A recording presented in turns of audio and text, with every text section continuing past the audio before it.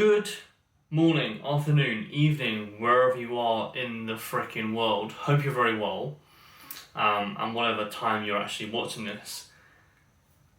Hope you're well. Welcome to another video. Today we're actually going to go through some business things again because I've actually got quite a lot of feedback from you guys over on Instagram saying that you like this style of vlog. So what we're going to be doing is basically talking about some business stuff. We are going to talk about some training elements as well.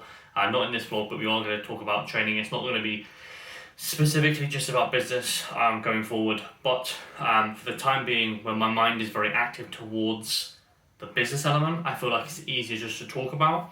Again, I'll update you guys on how my training's going and stuff like that in foreseeable vlogs, basically. But for right now,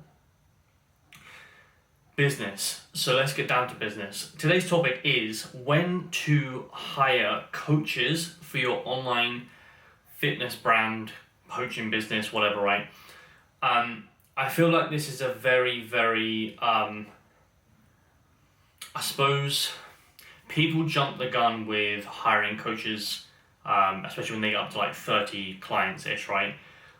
People jump the gun because essentially they think that it's going to take them from where they're at to a higher level. What I say to most coaches who breach the conversation of should I hire coaches is, are you full, are you at max capacity, and are you getting consistent inquiries and consistent leads? If you're doing that, we can then talk about hiring a coach, and we'll talk about what I would look for if I was to hire a coach, right? But if you are, I suppose like you have 20 or 30 clients and you're aiming to grow the business by hiring coaches, I wouldn't do it that way because that's a great way to actually kill your business. I see far too many coaches hire too early when they're not getting consistent lead flow in, because essentially you've got another mouth to feed, right? Hiring coaches, this is a very fast start to a vlog, but hiring coaches, if you get one inquiry, or if you get two inquiries, for example, that could have been two within your business who you're coaching. Now you've got another coach who wants clients and they want to get paid. So you're probably going to most likely have to divert a lot of your lead gen towards that coach, right? Just to make sure that they're happy. So my advice when hiring coaches, make sure that you have consistent lead gen. And I mean consistent. I'm talking 3 to 5 inquiries every single week. I think that makes the most sense, right? Because you can take 3, your other coach can take 2 every single week, and you can go from there. That's my advice. I also think that a coach should be above 50 clients. I think that's a non-negotiable, right? I also need coaches to be made aware that a lot of your time is actually spent business managing and delegating versus just, okay, this is your client, go ahead and kind of like do your thing. Understand that you're technically the boss, right? And I think a lot of coaches, you get into coaching, you get into the coaching game, but at some level you then move into the business aspect, right? And then you move into the business management aspect, which is a completely fucking different ball game, right? So yeah, I'd make sure you have 50 and above, and then go from there, and also have consistent inquiries. That's vital. Now, do your fucking research when hiring coaches. I cannot stress this enough, right?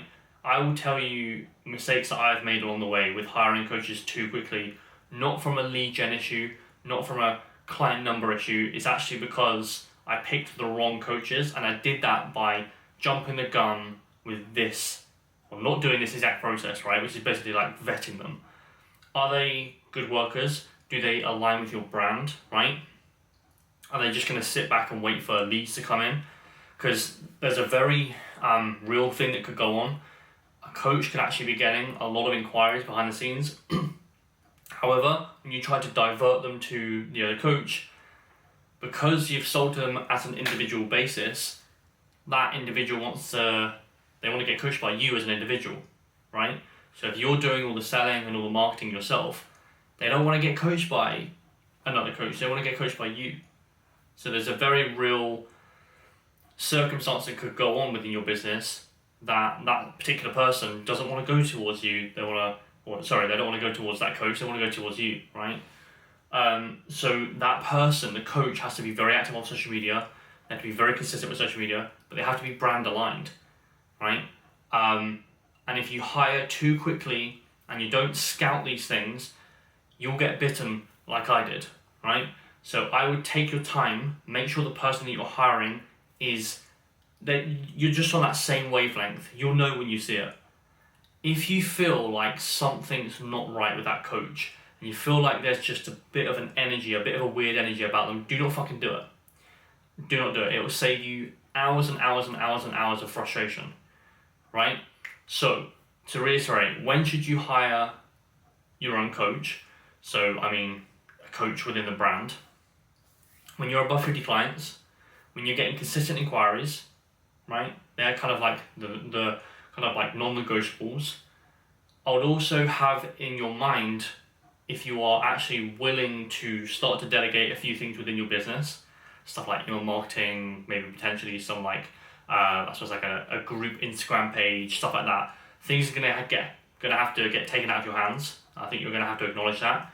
You're gonna have to go from a coach, I suppose like with a business, to a coach managing your whole entire business and the infrastructure, which is quite demanding at times. So you're gonna have to acknowledge that it's a bit more work. You're also gonna have to get used to like contracts and stuff like that, right? Because that's basically how you could hire coaches. A lot of coaches try to bring the coach on as like a payroll individual. That's not very tax efficient, by the way. I would subcontract. I think that makes the most sense, and then give them a percentage off. If you don't know how to do that, message the coaches trainer and I'll give you some advice around that. And then the most important advice that I will ever give someone when looking to hire a coach is just make sure that the person that you're about to hire is the right fit. Do your research. It doesn't matter if it takes you 6 months to get the right person. It really doesn't matter. Just don't rush into it, because if you rush into it, what's going to happen in a year's time is you're going to be back at square one, because you've rushed into a decision, like I did.